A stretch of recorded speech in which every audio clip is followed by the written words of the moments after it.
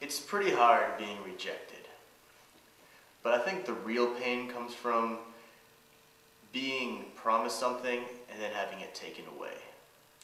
Having your greatest dreams fulfilled and then snatched right out from under you without so much as an apology. You know, I thought I had it all, then I had nothing. And that's really what causes the most pain. You know, I was always used to being different. I'm a different guy. I just needed to find my place. And I thought I had found my place. Yeah, growing up, you know, I didn't hang out with the normal crowd. I didn't hang out with the cool kids. I didn't really even hang out with the not cool kids. I was kind of my own thing. And I was okay with that.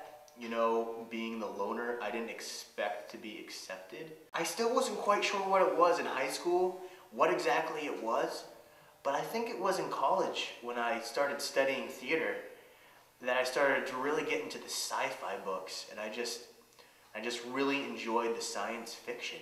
Now when I say I got into sci-fi, I really got into science fiction. I just went crazy. I loved the idea of science fiction.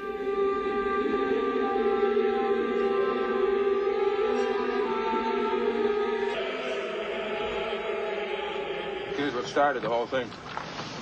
I saw 2001 Space Odyssey.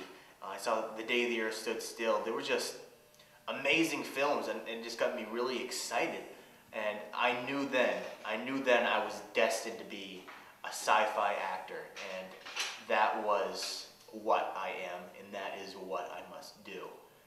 And that's when I met George Lucas. Really? George Lucas? You met George Lucas? Yeah, George Lucas. He wasn't really a big deal. No one really knew who he was, but he got me excited. He was inspirational to me. I met him. We sat down. We talked. We brainstormed over ideas. I've read at least 3 or 4 dozen sci-fi books at this point, and this was just like a dream come true. He was a sci-fi god. Things were looking good. George Lucas, he had a cast list, and I was looking at characters like Luke Skywalker, Han Solo. He said I was too short for Chewbacca, but C-3PO maybe, he liked the way I could do the robot really well, and he liked the moves. I had some pretty serious moves.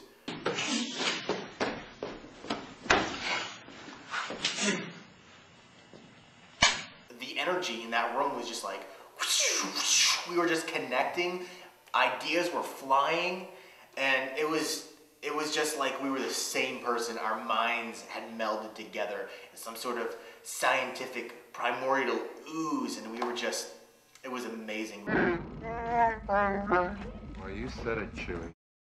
This movie, the cast was like, they were like me. Each member of the cast was just like part of my personality, and I just knew that I was bound to get a serious role. So I was signed up to audition 2 weeks later. I felt like maybe that I was kind of like the co-director of Star Wars at this point, but maybe it was a little too soon to say that to him, but it was pretty serious. It was getting pretty heavy between me and Lucas. It was probably 3 weeks after I met with Lucas that he called me on the phone. Have you any news? Not very good news, I'm afraid. He didn't quite have the same excited tone that we had before, not quite the same energy I felt. he told me that he had a role for me, but it wasn't quite the role that I was probably looking for. It's not true. That's impossible. Like I said, Lucas had the idea that my character was more of a minor role. So by fleshing out, I mean, I kind of acted a little more enthusiastic perhaps than he maybe wanted me to. There was many scenes where I really wasn't supposed to say or do anything, where I kind of did anyways.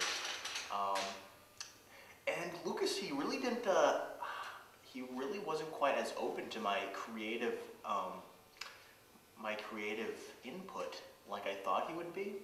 Help you again? Yes.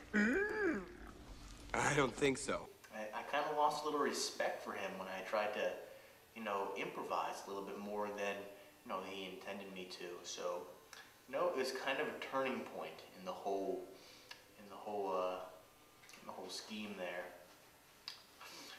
From there on, it was pretty much downhill. Maybe I got a little too excited. Maybe I jumped the gun. Maybe I came on a little too heavy. Either way, I should have seen what happened next coming. I was excited about being in the film. I had made myself, you know, as noticeable in my scenes as I could. And I was excited for the first screening. So I go to the first screening, I bring my family, my mom and dad, and all my brothers and grandparents, all my living friends. I bring them there, and we're watching it for the first time, and they had cut me out of every single scene.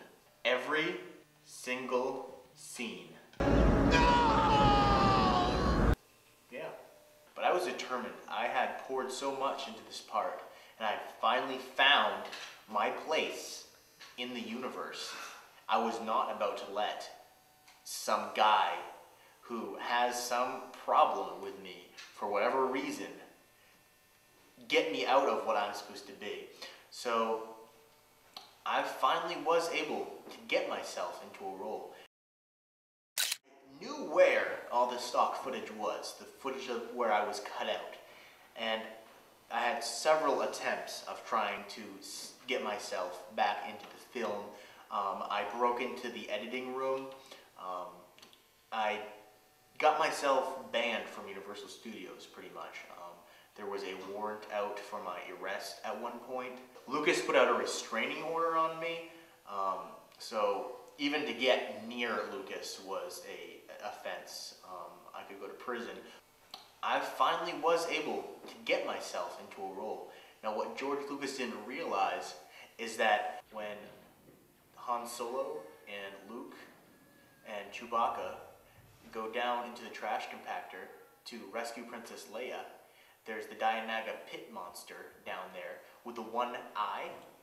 Well, what Lucas doesn't realize is that was actually me.